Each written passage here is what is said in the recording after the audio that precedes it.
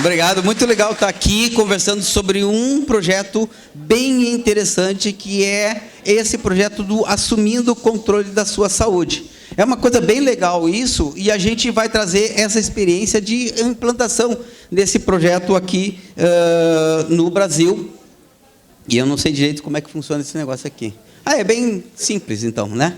Bom, a gente fala do autocuidado, e ali está escrito, lá, ali na frente, ali estava escrito alto com L, né? Ele não é de alto, de coisa altiva, né? É de alto de pessoal, da questão do autocuidado, né? Por isso aqui está certo, autocuidado com U, certo? O pessoal perguntou se ia ser.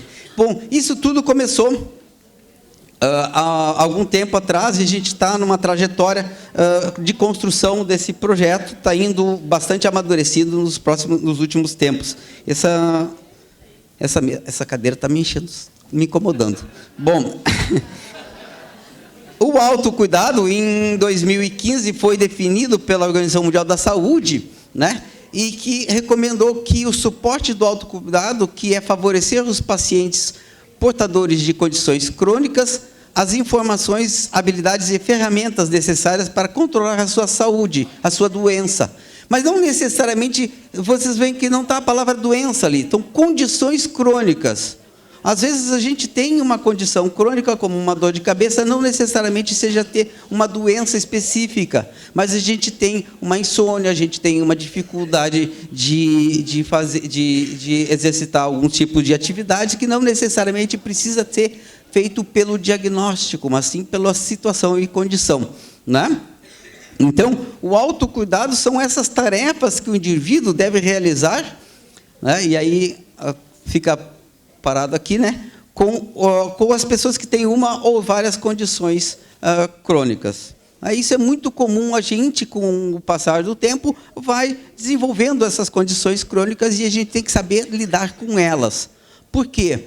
Porque esse trabalho foi, então, publicado, pela Organização Mundial da Saúde, e tem um relatório mundial sobre saúde e envelhecimento, que pode ser baixado no site, né? Botem no Google ali, relatório do Mundial de Saúde e Envelhecimento. Deixa eu ver se a gente volta aqui. Isso. Bom, a maioria das pessoas que a gente tem vai consultar um médico, uma nutricionista, uma farmacêutica, uma assistente social, enfermeira, psicóloga, né? A maioria do tempo a gente consegue gastar 1% do nosso tempo recebendo atenção, né? Essa atenção que eu botei médica ali, mas é a atenção de algum profissional de saúde. E os outros 99% do tempo, a gente tem que trabalhar cuidando da gente mesmo, né? E o resto da vida é gasto com o que se chama de autocuidado. Que é isso? É tomar medicamentos, realizar exercício físico, pensar na alimentação, né? Ou a gente pode fazer isso, ou a gente pode fumar, ter uma dieta rica em gordura e não se exercitar. Quer dizer, todos esses tipos de questões são autocuidados. Esse autocuidado pode ser bom ou pode ser ruim. Não é? Vai depender da gente, vai depender daquilo que a gente julga ter condições. Então, esse tempo que a pessoa não é compartilhado com os comportamentos saudáveis e insalubres, são o tempo que a gente vai passar nesses 99% da nossa vida. Joia? Isso. Viu como ele também não gostou das cadeiras aqui, né? Tá. E as pessoas geralmente fazem o que acham que é melhor. Não, as pessoas não têm uma alimentação não saudável porque acham que isso realmente vai trazer problema para a minha saúde. Não, simplesmente as pessoas fazem do jeito que aprenderam a fazer. Meu pai comia desse jeito, minha mãe comia desse jeito, e eu continuo comendo desse jeito porque não aprendi uma outra maneira de fazer isso, né? Então, existem poucas campanhas que são realizadas para apoiar as pessoas, principalmente idosas, com essas condições crônicas, né? Mas existe muita coisa na área de saúde materno-infantil. Então, as crianças, né, as mães as mães que receberam nenê e tem nenê e tudo mais, isso tem todo um cuidado, todo um conhecimento que são passados para as mães. Olha, vocês devem dar de mamar de tantos e tantos tempos, não é? Deve dar tal alimentação a partir de não sei quantos meses de idade. E para a questão das pessoas com doença crônica, a gente não se dedica tanto tempo assim. Então, nós não temos políticas para que ajudem as pessoas a cuidar da sua saúde, né? Então, o autocuidado das doenças crônicas, ele começou a ser pensado pela Organização Mundial da Saúde há algum tempo atrás, e se observou, então, um projeto bem interessante que é a Universidade de Stanford, um grupo de pesquisadores da Universidade de Stanford, né, que vai aparecer a Kate Lorig daqui a pouco, que encabeçou esse projeto, né, e começou a desenvolver, então, um programa de autocuidado que foi desenvolvido aqui, baseado em evidências bastante amplamente difundidas. Não tem nada de novo nessa questão, vocês vão ver que não tem nada de novo, mas tem a maneira como fazer, a maneira como planejar, a maneira como executar esse projeto, que é de extremamente interessante. Ele foi desenvolvido para fornecer habilidades de autocuidado e confiança para as pessoas com uma ou mais condições crônicas, incluindo aí doenças emocionais, como depressão e tudo mais, certo? Depressão e outras doenças mentais também. Bom, a justificativa para a elaboração é que a maioria das pessoas com mais de 40 anos, já não estamos falando de pessoas de 60 anos, estamos falando de pessoas com mais de 40 anos, tem alguma condição crônica, né? E que o autocuidado é extremamente importante. O pessoal não está conseguindo me ouvir lá, é que o pessoal está distribuindo ali o papelzinho, né? Oi? Tá. Está certo? É aquela questão. Quem quer ouvir, ouve, né? Quem não quer, não precisa ouvir, né? Certo? Tá? Alguma dúvida lá no fundo, pessoal? Tá tranquilo? Posso continuar?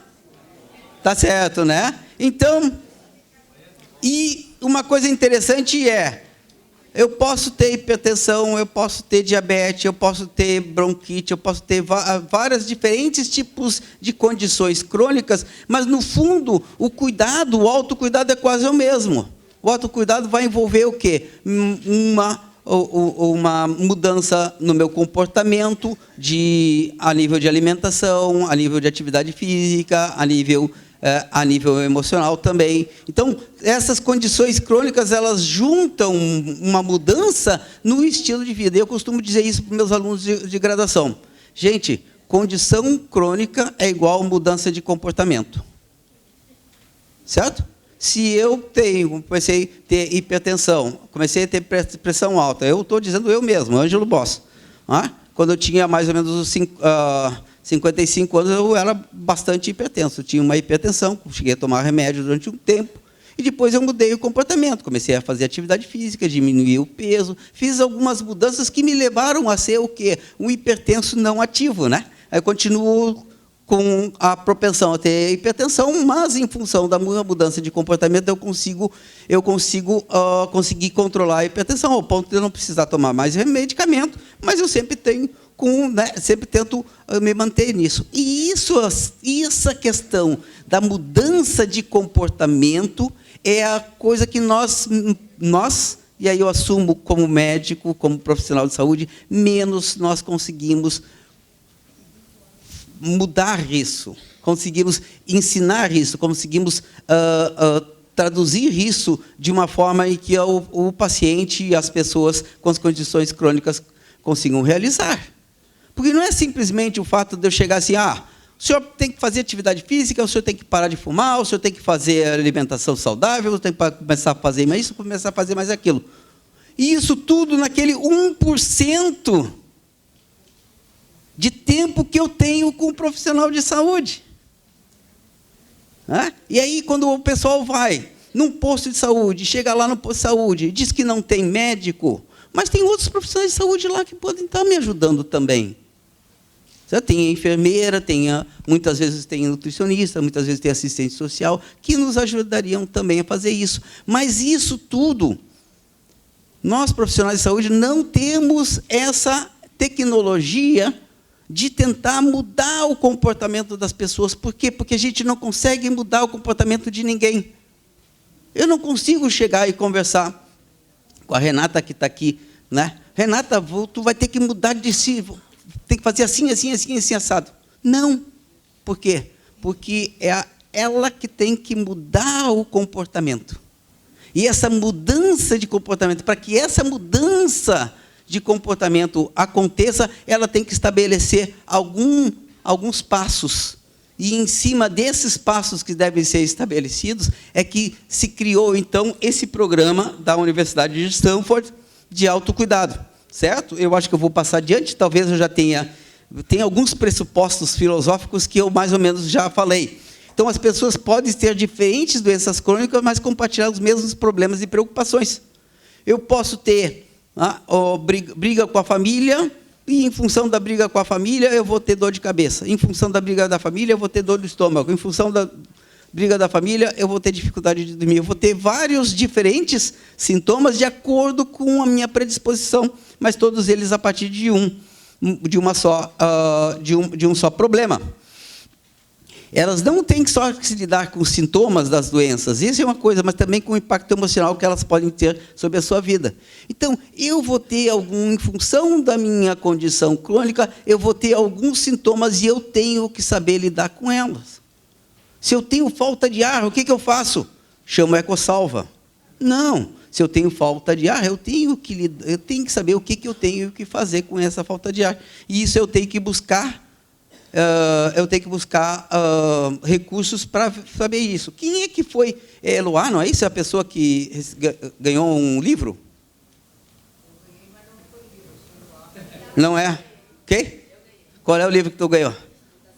Da saúde, assumindo o controle da saúde, certo? E ali é um livro que vou falar daqui a pouco para vocês sobre esse livro, que estão várias dicas de saúde. O que eu faço quando eu tenho dificuldade de dormir? O que eu posso pensar em termos de dificuldade de dormir? Mas isso passa.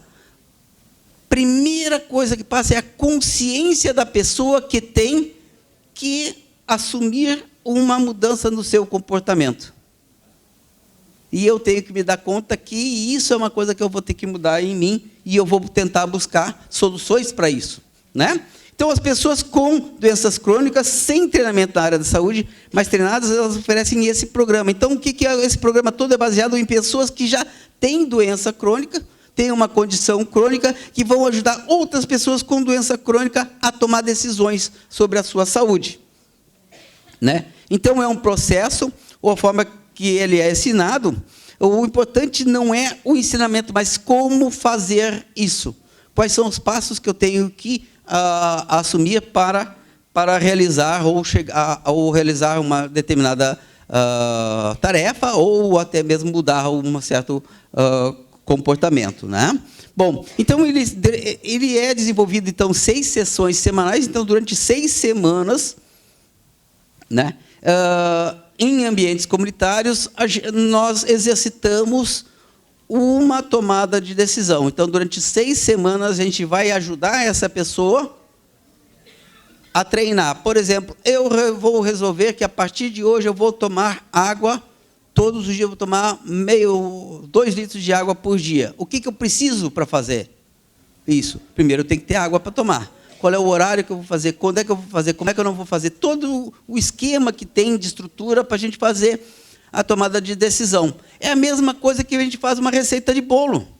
Parece tão simples, mas é. Se eu não tenho todos os ingredientes para fazer o bolo, eu não consigo fazer o bolo. Se eu não tenho todos os ingredientes que eu preciso para mudar o meu comportamento, eu não vou conseguir mudar ele. Certo? E eu vou ter que pensar de antemão quais são as coisas que vão me ajudar ou vão me atrapalhar nesse processo. Joia? Então, esse programa, basicamente, em cima disso. Então, nós temos, então, 2 facilitadores, que são chamados de líderes, né? E através de programas são interativos, então, as pessoas do grupo vão trabalhar. Se trabalha também alguns exercícios específicos em que os participantes se ajudam a praticar as habilidades necessárias e cada participante adapta o conteúdo para suas próprias necessidades. Então, cada um vai determinar alguma coisa para mudar durante o processo de 6 semanas. E aí o grupo ajuda bastante. Eu não sei se a Andréa quer colaborar. É que estamos aqui casualmente, né, junto com a Andréa, que é uma das pessoas que foi treinada para executar essas oficinas, né? E nesse sentido, então, uma pessoa resolveu tomar mais líquido, outro resolveu caminhar mais, outro resolveu, né, cortar o açúcar do café. Eu pensei que tu ia viajar, por isso que eu te puxei para conversar aquela hora. Desculpe. Ah, tá. Então, e cada um vai ser, e o grupo inteiro vai se ajudar, né? É um processo interativo em que esse grupo ajuda as pessoas a tomarem decisões. Então, durante 6 semanas tem um treinamento de como eu modificar o meu estilo de vida e as minhas atitudes em prol de uma atitude mais saudável, né? Então, o conteúdo, exatamente. O conteúdo desse programa ele é dividido praticamente em 3 principais atividades, que é o planejamento dessas ações. Eu vou planejar uma ação, vamos ir em cima dessas ações, eu vou pensar que problemas vão surgir, que problemas me impedem de tomar líquido, por exemplo. Com o fato de eu estar muito pesado carregar 2 litros de água o tempo todo. Né? Então vamos carregar, como é que a gente pode estar, eu vou carregar meio litro, e aí como é que eu vou, que tipo de água que eu vou poder botar ali dentro, ou não botar ali dentro, né? Todas as questões a gente vai ter que trabalhar em cima dessas dificuldades e facilidades em realizar essas atividades. E aí, dentro desse grupo, vai nos ajudar a resolver esses problemas. Algum vai trazer uma solução, outro vai trazer outra solução. Veja vocês lá naquele lugar. Por isso que é importante a realização de uma comunidade, porque lá na comunidade as pessoas sabem onde é que tem. Para o Zafari, por exemplo, tem uma torneira lá que oferece água potável, a gente pode encher a garrafa, por exemplo. Estou só citando um exemplo. Mas isso só vai saber se tu estiveres naquela comunidade e se for o grupo da própria comunidade. Por isso que esses projetos são desenvolvidos na comunidade, não é? Na comunidade. E entra no terceiro elemento, que é essa tomada de decisão. Existem alguns conteúdos adicionais que são desenvolvidos durante essas 6 semanas, que é aquilo que eu mais ou menos comentei com vocês, que é o controle de sintomas. Certo? Se eu tenho doença cardíaca, eu estou começando a ter, começa a ter palpitação, o que eu tenho que fazer? Não, vai ter que ir no médico? Não, vamos ver, porque existe palpitação, se eu vou ter que posso ficar repousado, vou respirar com mais calma, vou fazer outras coisas para melhorar essa palpitação, se é uma coisa bastante recorrente. Certo? Quem que falou que era do médico? Lá no fundo, né? Certo? Então, a gente tem que trabalhar essa questão, por quê? Porque é a sua saúde. E se é a sua saúde, a senhora tem que tomar conta, a gente tem que tomar conta da sua saúde. Não é o médico que vai resolver todos os problemas de saúde da gente, nós temos que tomar conta da nossa saúde, porque a saúde é nossa. A saúde é nossa. E, em cima disso, a gente tem que tomar conta. Isso é uma coisa muito importante, porque estava relacionado com o que a Michele falou, né, de protagonismo. Não somente o protagonismo da gente fazer, mas o protagonismo da nossa saúde.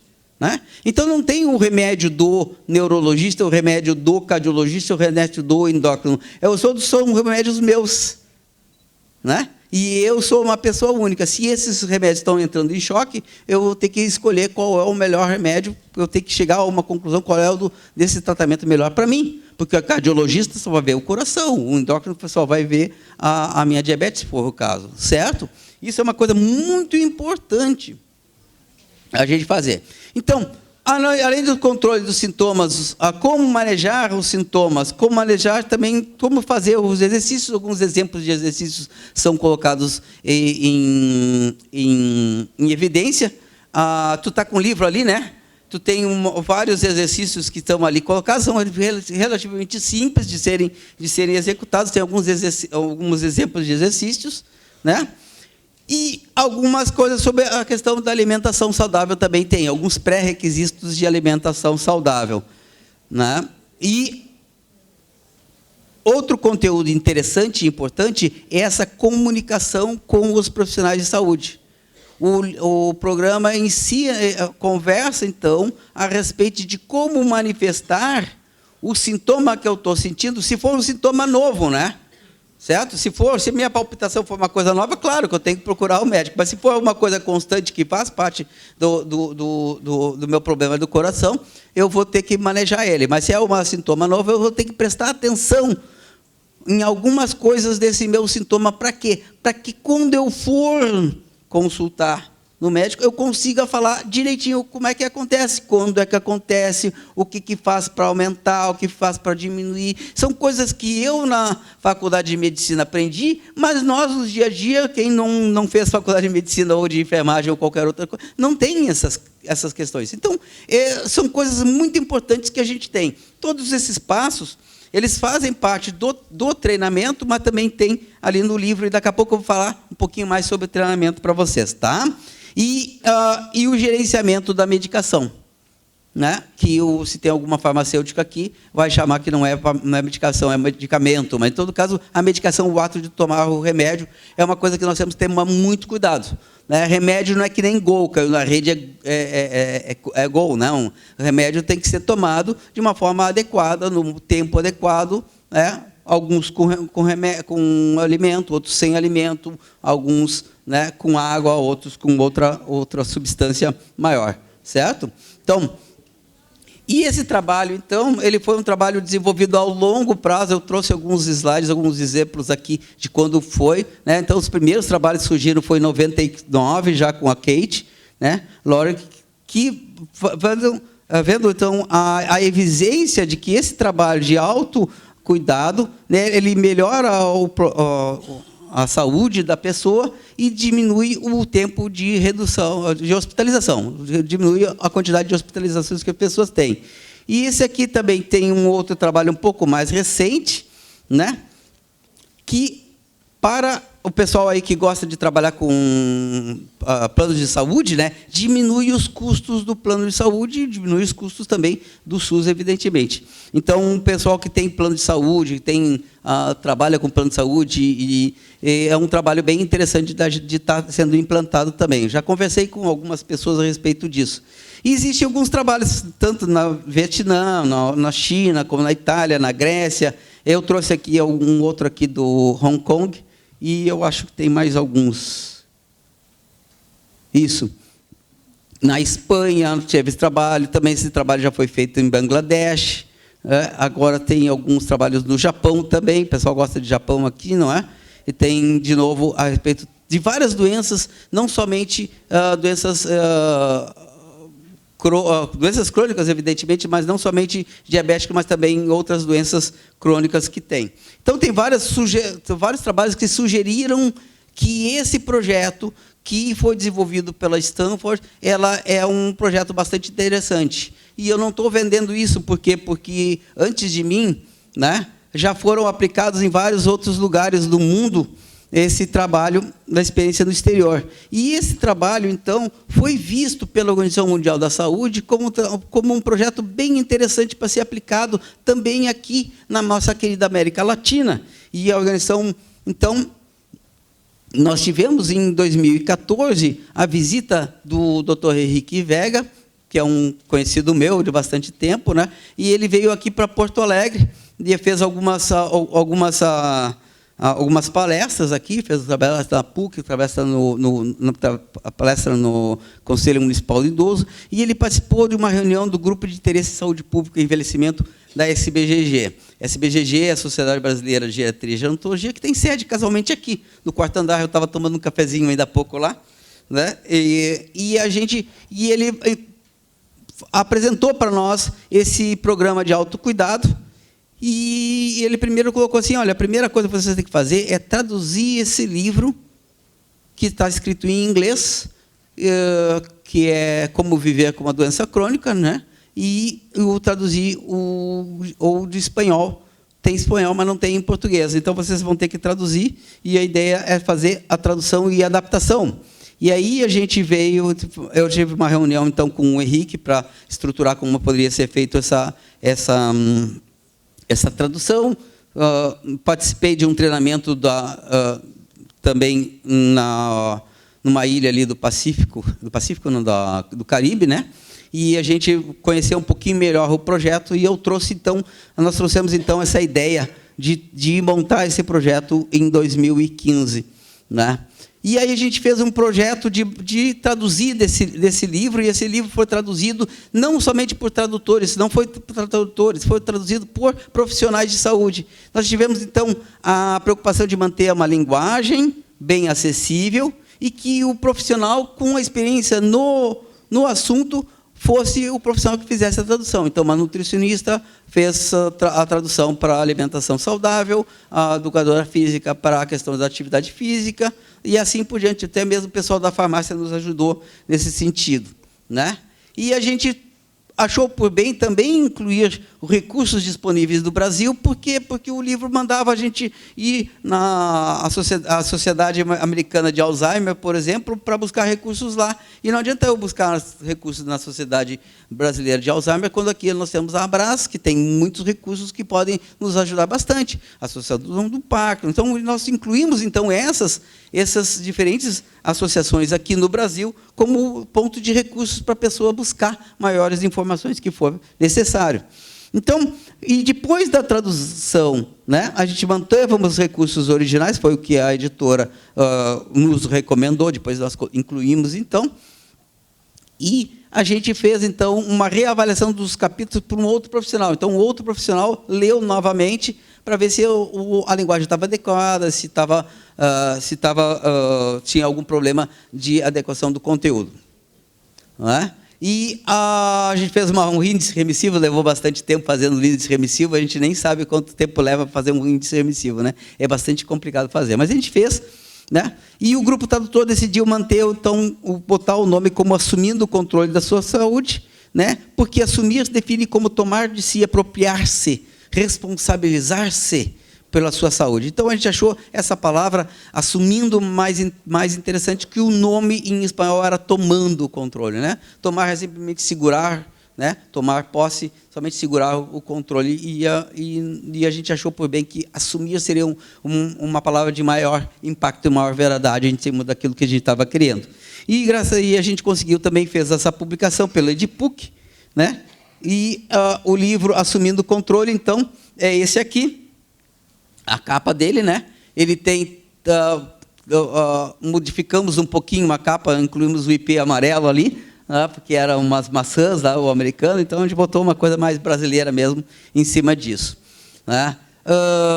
Dentro desse livro, com esse livro pronto, a gente conseguiu fazer o quê? Treinamento das pessoas que iam executar essas oficinas, certo?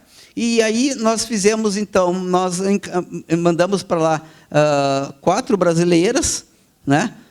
2 dessas continuam aqui em Porto Alegre, uma foi para Brasília, a outra foi para Rondônia, né? E nós mantemos, então, duas brasileiras que realizam as oficinas.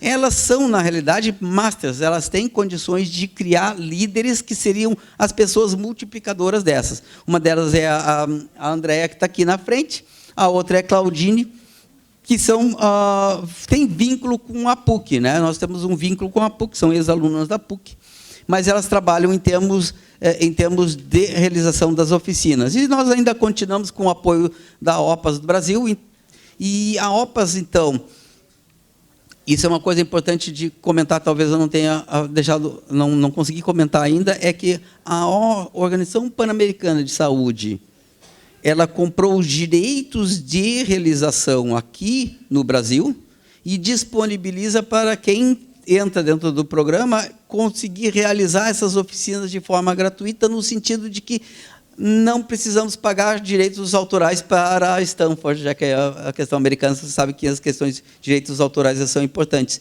Então, quem faz esse treinamento, ele consegue realizar as oficinas de forma gratuita.